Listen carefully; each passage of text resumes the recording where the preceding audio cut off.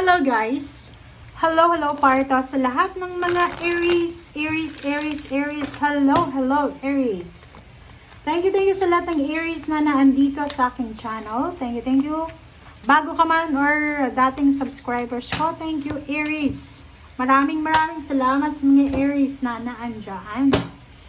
Okay, Aishel, Medicine Woman. Aries, panoorin mo yung Leo kasi parang same din yung energy. Sinasabi ng barahan na you are a channel for divine healing power. So, may mga Aries dito na pwedeng makatulong kayo. If you are a doctor, you're a healer, you're a nurse, or someone na knowledgeable ka para sa counseling, pwede kang makatulong sa mga taong nangangailangan ng healing, kagalingan, sa isip, sa puso, sa katawan, spiritual. Okay, Parrot. Listen intently to understand. Archangel Book P. Yun. Aries. Doon sa mga Aries na sobrang masama ang loob. May grudges, may resentment. May mga Aries na sobrang galit ang nararamdaman nyo. Kailangan nyong makinig ng maayos para maintindihan nyo. Okay? Nandito yung Parrot. Yung Parrot, salita lang siya ng salita, di ba? So, dito sinasabi ng baraha na Aries na sa last 2 weeks of June, makinig ka dito sa baraha mo ha. Sinasabi dito na kailangan nating maging matalino. Huwag nating gamitin ang ating bibig. Kailangan nating gamitin ang ating isip. Makinig ka sa sinasabi ng iyong intuition, ng puso mo. Makinig ka sa sinasabi ng isip mo. Ang Archangel Book P na to, sobrang yung lahat ng mga messages na binibigay niya is parang warning siya. Kasi pag masyado tayong salita ng salita, di ba, like parrot, di ba yung parrot, salita lang siya ng salita. Ang parrot, kung ano yung naririnig niya, i-repeat niya. Ganun yung parrot. So, wag tayong maging parrot, guys. Wag tayong maging katulad niya, na kung ano yung naririnig na kwento, i-chismis natin. Kung ano yung naririnig natin, paniniwalaan natin. Kailangan nating makinig, hanapin natin yung tamang information para maintindihan natin ang bagay-bagay. Mag-research, magmatsyag, makinig, magmatsyag, 'di ba? So, ato ay para sa lahat ng Aries. Ano man ang pinagdadaanan mo sa ngayon, makinig tayo. Huwag tayong magpadalos-dalos. Huwag tayong maniniwala agad-agad. Kahit sabihin mong asawa mo 'yan, anak mo 'yan, magulang mo 'yan. Like for example, may nagkwento sa iyo, yung anak mo. Alam mo, yung barahan na to is para to yung, alam mo yung road rage, 'di ba? Yung anak na nagkwento sa tatay na, "Oy, daddy, ginit-git na ko ng ano ba 'yon? Ano ba yung car na 'yon? Basa yung car, 'di ba? Ang ginawa ng tatay, pinaniwalaan niya agad yung anak niya, naging aggressive siya, 'di ba? Namatay yung tatay kasi binaril ng lalaki na yon, na driver ng car. 'Di ba parang ganoon? So, in order for us to avoid misunderstanding, avoid quarrels, competition, rage, 'di ba? Kaaway, gulo. Kailangan natin na makinig, kailangan natin na magpasensya. Huwag tayong makikinig, lalo na kung alam mo yung nagsusumbong sa'yo is pathological liar, or yung nagsusumbong sa'yo is mahilig mag-manipulate ng kwento. Alam mo yun sa sarili mo dapat na bago ka gumawa ng action, bago ka mag-judge sa isang sitwasyon, alam mo yung kwento ng both sides. Okay? Wow! Sobrang energy ng baraha mo.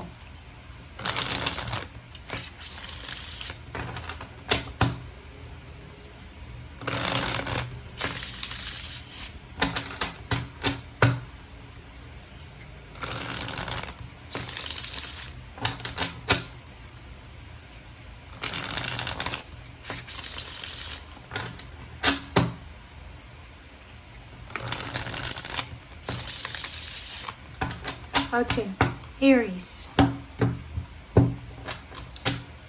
Okay. First 2 cards tayo, oh. 'Di ba?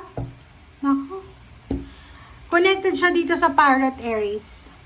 Sinasabi ng baraha sa'yo na mag-iingat ka, be careful, Aries. Kasi, posibleng masira yung foundation mo.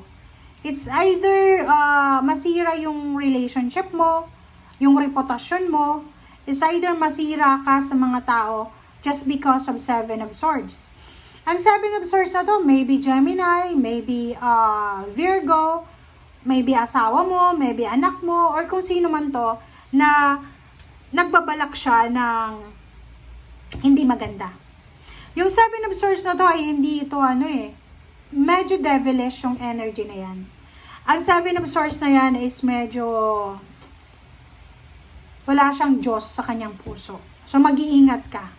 Napapaligiran ka, Aries, ng mga tao na maraming may galit sa'yo. Maraming may naiinis sa'yo. Maraming naiinggit sa'yo. Or maraming tao na gusto kang pabagsakin. Ang tower na to, eto siya. Gusto niyang sirain yung foundation mo. May mga tao like Seven of Swords. Ito yung Seven of Swords na to. Ang taong yan ay hindi siya masaya na masaya ka. Hindi siya masaya na malaya ka. Hindi siya masaya na nakukuha mo yung gusto mo. Kaya ang gagawin niya, sisirain niya. Sisirain niya lahat kung ano yung meron ka. So mag-iingat ka.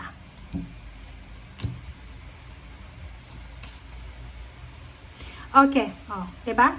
So, comment down below if you resonated kasi posible, Aries, na makatanggap ka sa 2 linggo na to ng lump sum of money.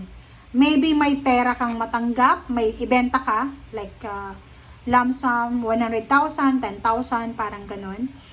Mag-iingat ka kasi maraming nakatingin sa'yo Yung parang feeling mo you're victorious, feeling mo 6 of Wands ka. Yung halimbawa, ang halimbawa dito is OFW ka, diba? Galing ka sa ibang bansa. Pagdating mo sa probinsya nyo or sa Pilipinas, maraming nakatingin sa'yo, lalo sa probinsya. Ang akala mo, umahanga sila sa'yo because of your success, because of your victory. Parang hindi. May mga tao dyan nakangiti sa'yo. Nakangiti sila, they're congratulating you. Congratulations, Aries! Kumusta ka na? Pasalubong, ganyan, ganito. But behind their smile, behind their congratulatory, naka-smid yung isip nila. Parang sinasabi nila, yabang naman ito, ganyan, ganito. So, be careful. Okay? Iwasan natin, Aries, yung sobrang pagdi-display ng ating mga success. Sobrang pagdi-display ng ating little knowledge. Parang ganun. Kung may alam ka, just keep it for yourself. Huwag nating ibalandra yan kasi maraming nakatingin. Maraming nakasubaybay sa buhay mo. Hindi ko alam ano ba? Artista ka ba? YouTuber ka ba? Nagre-reels ka ba? Hindi ko alam kasi parang ano ka ba? Politician? Kasi maraming nakatingin sa'yo, maraming nakaantabay sa mga update mo.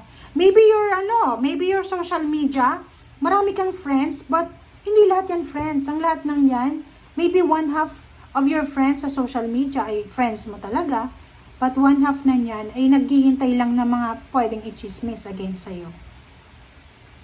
Okay, congratulations, kasi alam mo na once na may mga taong nagagalit sa success mo, alam mo na naiinggit sila sa'yo. So yun, pwedeng makatanggap ka ng lump sum of money, recognition, rewards, awards, salary increase, higher position, bagong trabaho, or maybe emotional fulfillment of success or emotional accomplishment. But merong mga tao dito na hindi masaya sa kung ano man na nagigain mo.